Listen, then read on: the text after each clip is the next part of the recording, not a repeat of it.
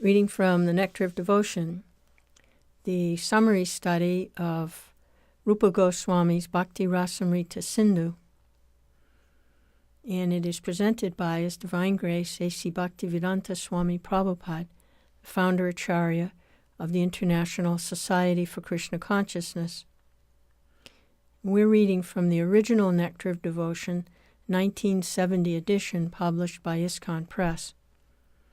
The Nectar of Devotion is available for free download from the website krishnapath.org. And this is Chapter 24. Further Traits of Sri Krishna. After describing the different opulences of Krishna, Srila Rupa Goswami tries to further describe the transcendental beauties and qualities of the Lord as decorated, enjoying, pleasing, dependable, steady, and predominating. He is also described as a meticulous dresser and a magnanimous personality. These are generally considered to be the qualities of great personalities. Decorated. It is said that a person is great if he is decorated with the qualities of being very merciful toward the unfortunate, very powerful, superior, chivalrous, enthusiastic, expert, and truthful. These decorations were manifested in the character of Krishna during his Govardhan Leela. At that time, the whole tract of land in Vrindavan was being disturbed by the rains sent by Indra, as described elsewhere above. At first Krishna thought, quote, "Let me retaliate against this vengeance of Indra by destroying his heavenly kingdom," end quote.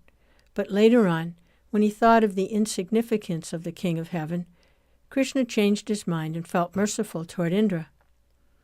No one is able to tolerate the wrath of Krishna, so instead of retaliating against Indra, he simply showed his compassion for his friends in Vrindavan by lifting the whole of Govardhan Hill to protect them.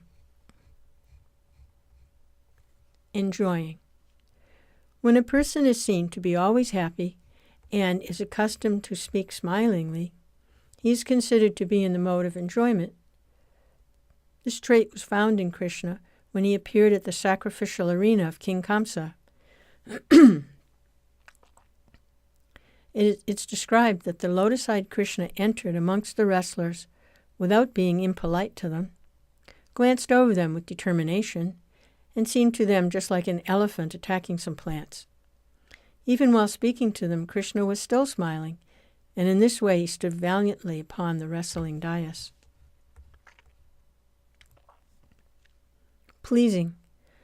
When one's characteristics are very sweet and desirable, his personality is called pleasing.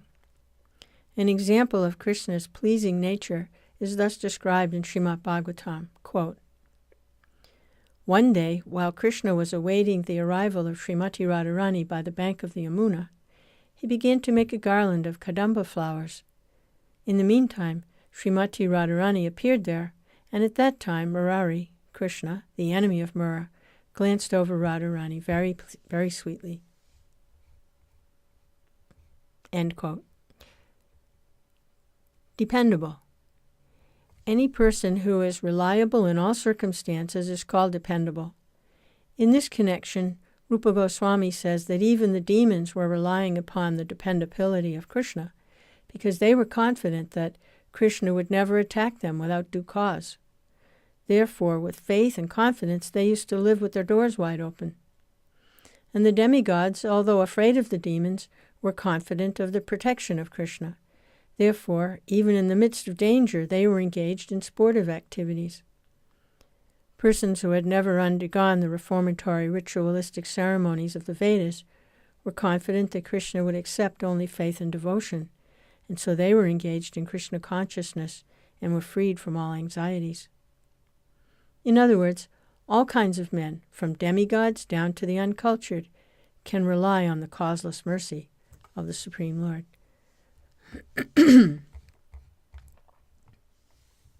Steady.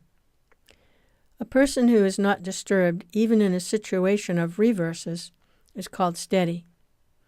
This steadiness was observed in Krsna in connection with his killing of the demon known as Bana. The Bana demon had many hands, and Krsna was cutting off these hands one after another. This Bana was a great devotee of Lord Shiva and the goddess Durga.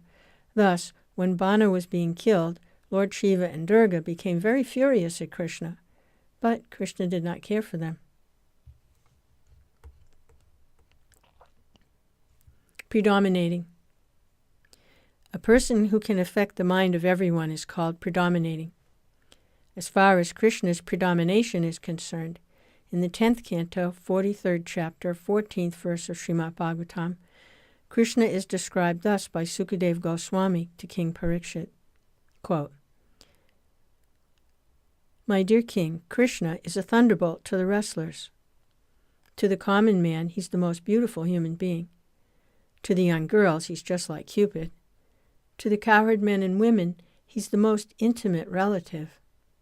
To the impious kings, he's a supreme ruler. To his parents, Nanda and Yasoda, he's just like a baby. To Kamsa, the king of Bhoja, he is death personified. To the dull and stupid, he's just like a stone. To the yogis, he is the supreme absolute truth. And to the Vrishnis, he's the supreme personality of Godhead." In such a predominating position, Krishna appeared in that arena along with his older brother Balaram. End quote. When Krishna, the reservoir of all mellows, was present in the arena of Kamsa, he appeared differently to the different persons who were related to him in different mellows. It's stated in the Bhagavad Gita that he appears to every person according to one's relationship with him. Sometimes learned scholars describe predominating to mean a person intolerant of being neglected. This peculiarity in Krishna was visible when Kamsa was insulting Maharaj Nanda, and Vasudeva asking Krishna's assistance in killing Kamsa. Krishna was glancing over Kamsa with longing eyes, just like a prostitute, and he was just preparing to jump at the king. Meticulous dresser. A person who is very fond of dressing himself is called Lalita, or a meticulous dresser. This characteristic was found in Krishna in two ways.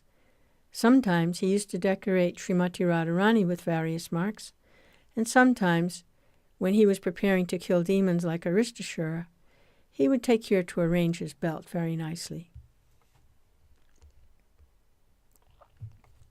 Magnanimous. Persons who can give themselves to anyone are called magnanimous. No one can be more magnanimous than Krishna because he's always prepared to give himself completely to his devotee, even to one who is not a devotee. Krishna, in his form of Lord Chaitanya, is prepared to give himself and to grant deliverance. Although Krishna is independent of everyone, out of his causeless mercy, he's dependent upon Garga Rishi for religious instruction. For learning the military art, he's dependent upon Satyaki, and for good counsel, he's dependent upon his friend, Uddhava.